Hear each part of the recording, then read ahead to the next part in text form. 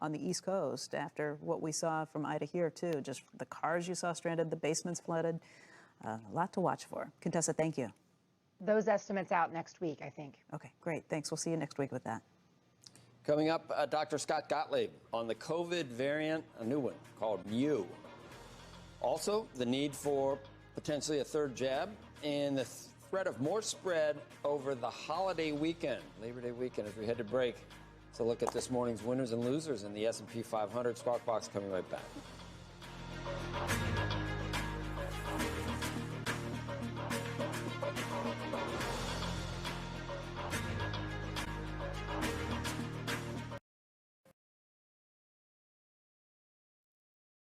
COVID cases are rising, but Americans are still planning to hit the road this Labor Day weekend. Reservations for the long weekend are up 46% from 2019 before the pandemic. That's according to the short-term rental property management platform Guesty. Joining us right now is Dr. Scott Gottlieb. He's former FDA commissioner and a CNBC contributor. He also serves on the boards of both Pfizer and Illumina, and he's a new book that's out this month. It's called Uncontrolled Spread: Why COVID-19 Crushed Us and How We Can Defeat the Next Pandemic. And Scott, I kid you not, in the last 20 minutes, I received an email invitation to a birthday party out in the Hamptons this weekend for someone I've never met, with dancing from 5 to 9 and all kinds of other things going on. I take it that's a bad idea. Yeah, well, look, I think we need to recognize that this Delta wave that we're experiencing in the United States is really happening against the backdrop of relatively normal behavior. I think people are taking some precautions in their personal lives and scaling back a little bit. But by and large, things are open. People are going out. The epidemic has clearly peaked in the South. It peaked weeks ago in the South. It's now very apparent in the data. All the case growth that we're seeing in states in the South, or most of it right now, is happening in the schools, unfortunately, among younger children, as the schools become sources of secondary spread. But cases in adults are declining. Even hospitalizations are declining in states like Florida. So the situation's improving. I think that there's a perception that we're sort of through this Delta wave here in the Northeast, because we've seen Delta cases go up and we've seen them come down in places like the New York metropolitan region. We're also seeing positivity come down.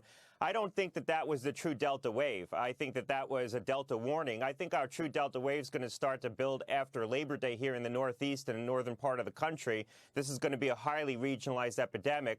And so I do think that Labor Day and the return to school are going to be incubators for spread that's going to lead to that Delta wave. Now, whether we see a wave of infection as dense and severe as the South, I don't think that's going to be the case, because we have a lot more vaccination. We've had a lot of prior infection, which we also know is protective. But we will probably see a build in cases here in the Northeast. I don't think that we're done with this. I hope we are, but I don't think that we can conclude that just because the cases are coming down from the mini surge that we saw over the summer. If it's tied to the schools, and obviously we're sending our kids back to schools, obviously nobody under age 12 can get vaccinated, what are we supposed to do about it? Just watch and wait? Look, I think that this is good. This is very contagious in the school setting. We're seeing that now in the South, and we've seen situations where schools became sources of community transmission. That's what happened in the springtime with 1351 in Michigan. When Michigan had a very dense epidemic, and so did Massachusetts, it was because they put their kids back in school really for the first time, right in the setting of that wave of infection, that B117, infection, and the schools became a source of community transmission for that variant. The risk is the same thing happens with this Delta variant. So I think the schools need to go into the year with in mind that they have to implement mitigation that's going to hopefully control spread. Masks, use of keeping kids in defined social pods, improve ventilation. I think schools should be making much more use of testing. We've seen a lot of studies right now that if you do routine testing in the schools once a week and preferably twice a week, you're going to pick up infection before it becomes dense epidemics in that school setting. So there's things that schools can be doing, but the schools are a risk factor for spread within the schools and also becoming sources of community transmission. You know, I haven't let my kids play sports until the spring. They didn't get to do anything this time last year, and I want to let them play sports again this year. Am I wrong? No, look, my kids are back in extracurricular activities as well, playing sports. I think activities done outside are lower risk than activities done indoors. And I don't think we can keep our kids hermetically sealed for 2 years in a row. And so we're going to have to take more risk for the sake of allowing children to get back to some semblance of normalcy. But I think, again, you need to think of risk as something that's cumulative over the course of the day. It's not necessarily binary. Even if risk may be binary in terms of when you come into contact with the virus and when you contract it, it's going to be in an isolated setting. But if you do certain things that you know are going to introduce a child to more potential risk, think of things maybe you can withdraw to lower the cumulative risk over the course of the day. So, we're prioritizing, obviously, getting children back into school. That's number one, keeping them safe in that setting, trying to reintroduce extracurricular activities that are important to them. But do you need to go to an indoor birthday party? Things like that, things that are sort of discretionary but higher risk. Those might be the things you want to think twice about if you know you're introducing a child into settings that are going to have some risk because it's very important to them, like sports, like school.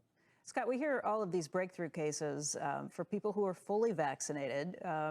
Maybe they didn't take every precaution to mask up every time they were inside. But if you see these breakthrough cases, and now we hear about this new variant, Mu variant, I mean, what does this mean for life going forward? Is there a point where we actually are going to be able to go back to normal, or are these new variants going to pop up all the time and continue to hinder things?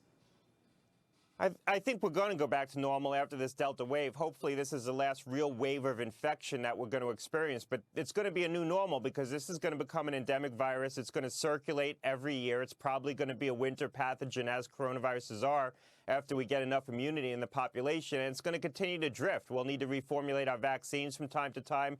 People will need to get revaccinated. People who've been infected and are relying on the immunity from prior infection probably will need to get vaccinated at some point. They're not going to have lifelong immunity from a prior infection.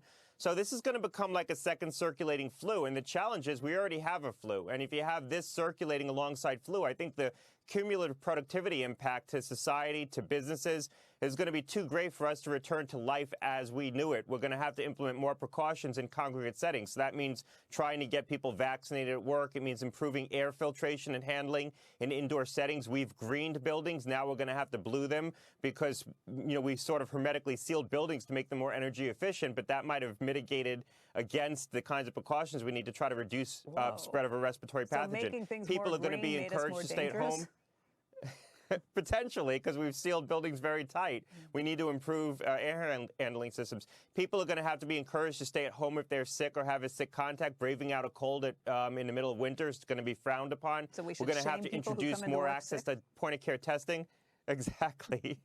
We're going to have to make more access to, home diagnostics, which the FDA is doing. So we're going to change our behavior because if we have this circulating alongside flu, given the productivity impact that flu has each year, we're not going to be able to tolerate that as a society, both from a financial standpoint, but also a public health standpoint. So we're going to have to do things a little differently. That doesn't mean life is going to be a whole lot different. We're just going to have to change certain practices in the wintertime and the fall when this is going to circulate. Okay, back to the question that has become my obsession as a parent. When can I get my kids who are under age 12 vaccinated? Because you hear all the time, we have all of these great vaccines. Don't worry, you can take the vaccine, you can protect yourself. But I can't protect two of the people I love the most. When does that change? Yeah, so as you know, I'm on the board of Pfizer, so I'm more familiar with the timeline for that vaccine. The Pfizer vaccine for children age 5 to 11 is basically the same vaccine that's made available for adults, but in a smaller dose. So it's 1/3 the dose, 10 micrograms. Pfizer's going to have data on that vaccine in September, and they plan to file for authorization or approval at some point in October. And then it's a question of how long the FDA takes. I think typically the FDA has taken about 6 weeks to review these applications, maybe 2 months. But I think in this case, there's at least a chance the FDA is going to want a longer-term median follow-up on the patients, on the children in that clinical trial.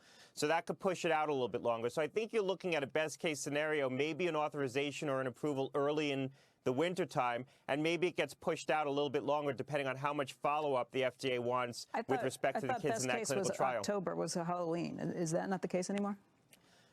That's when it's going to be filed with the FDA. So the data is going to be available in September, but the application is probably going to be filed by the manufacturer, in this case Pfizer, some point in October, give or take a week.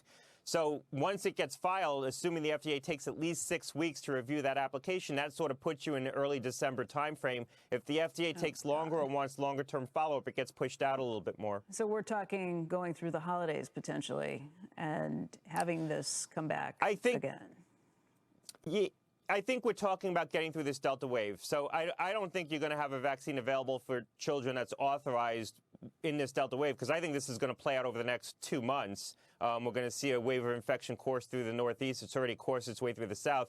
My presumption is that after we get through this Delta wave, prevalence levels start to decline. So you're getting to lower prevalence levels across the whole country. Not what we saw in July, where it was 2 cases per 100,000 people per day, but maybe 20 cases per 100,000 people per day, which is probably what New York is at right now. So you can live relatively normal against that backdrop with just some added precautions. So I think after this Delta wave, we're going to get down to those prevalence levels, and it'll probably be persistent through the winter. So, assuming nothing untoward happens, we don't have a new variant course its way through the population, overall risk should decline after we get through this Delta surge of infection. Scott, thank you, as always. Thanks a lot. Coming up, what's driving the move in Netflix over the past month? Stocks up 15%. Executive chairman of Engine Media and former CEO of TiVo